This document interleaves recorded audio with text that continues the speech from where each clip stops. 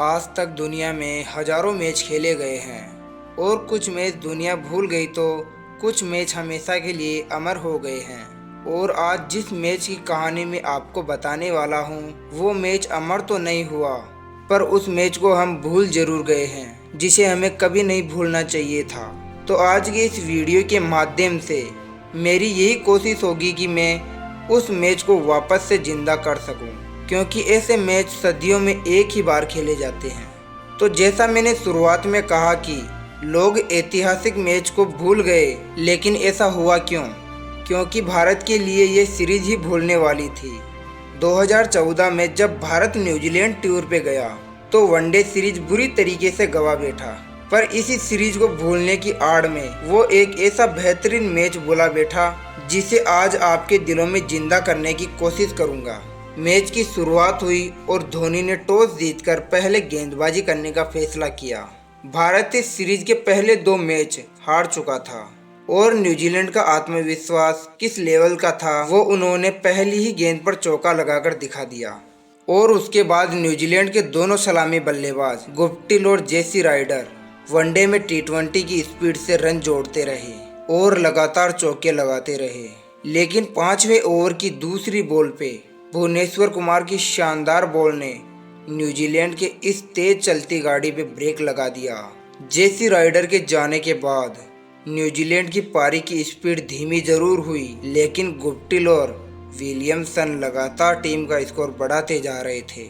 Over दर over बीतते जा रहे थे, पर भारत की दूसरी विकेट की तलाश पूरी नहीं हो रही थी। देखते ही देखते 25 ओवर के आने तक गुप्टिल ने चौके के साथ अपना अर्धशतक भी पूरा कर लिया।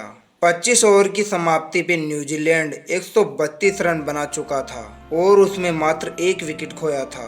गुप्टिल अपने 85 को पूरा करने के बाद तेजी से रन भी बनाने लगे और 28वें ओवर में विलियमसन ने एक सिंगल के साथ अपना अर्धशतक पूरा कर लिया, लेकिन साथ ही साथ टीम को भी 150 के पार पहुंचा दिया। और अब दोनों ही बल्लेबाज बहुत तेजी से लगातार चौके छक्के मारते जा रहे थे, लेकिन 33वें ओवर में शमी की यॉर्कर का विलियमसन के पास कोई जवाब नहीं था। इसके बाद अश्विन के मिस्ट्री से भरे दूसरे ने नए आए बल्लेबाज कोरी एंडरसन को भी बोल्ड मार दिया, पर गुप्टिल अब भी पिच पे डटे हुए थे और लगातार रन बनाए जा रहे थे, जिसकी मदद से उन्होंने अपना शतक भी पूरा कर लिया।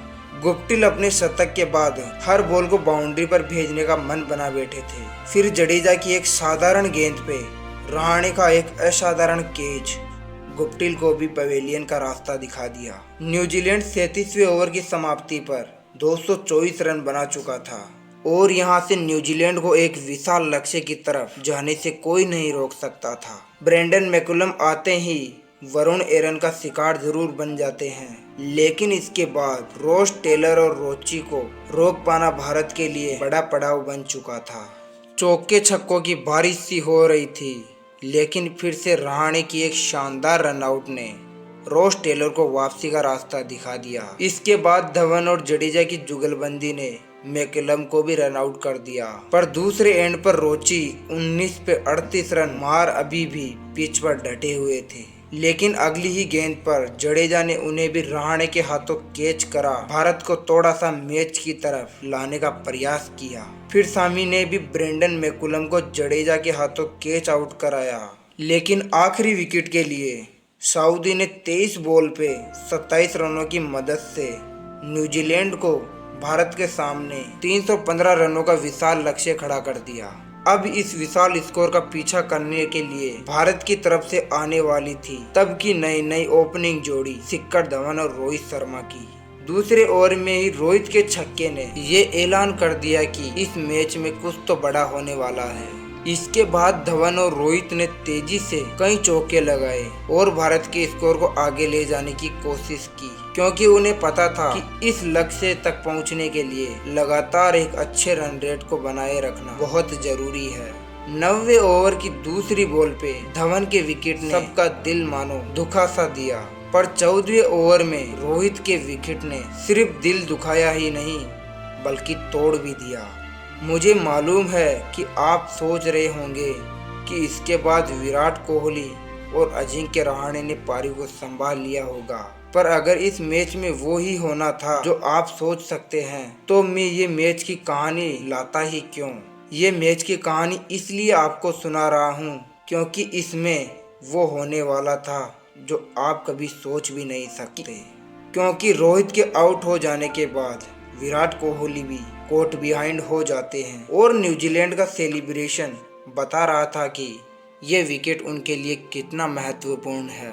लेकिन न्यूजीलैंड की खुशी अभी और बढ़ने वाली थी क्योंकि कुछ बॉल के बाद रहाणे भी कोर्ट बिहाइंड हो जाते हैं और भारत 17.4 ओवर की समाप्ति पे 315 रन के लक्ष्य का पीछा करते हुए 79 रन पे अपने 4 विकेट रोहित शर्मा, शिखर धवन, विराट कोहली, अजिंक्य रहाणे को गवा चुका था। न्यूजीलैंड ने अपनी जीत यहां से मान ली थी, इसलिए नहीं कि भारत को अभी काफी रनों की जरूरत थी, बल्कि इसलिए कि भारत को बहुत तेजी से काफी रनों की जरूरत थी। पर मजा तो अब शुरू होने वाला था। अब पिच पे थी धोनी और रैना की जोड़ी और दोनों ने भारत के स्कोर को सिंगल डबल चौकों की मदद से आगे ले जाते रहे। लेकिन भारत की पारी थोड़ी संभली क्या, 28वें ओवर में रैना भी आउट हो जाते हैं और उसके बाद अश्विन का प्रमोशन हुआ और वे जडेजा से ऊपर बैटिंग करने आए और ये डिसीजन भारत के लिए सही साबित हुआ क्योंकि अश्विन और धोनी ने मिलके काफी रन जोड़े। और मजा तो तब आया जब धोनी 44 पे थे और उन्होंने छक्का लगा के अपना अर्धशतक पूरा किया क्योंकि भारत को लगभग 9.5 के रन रेट की जरूरत थी।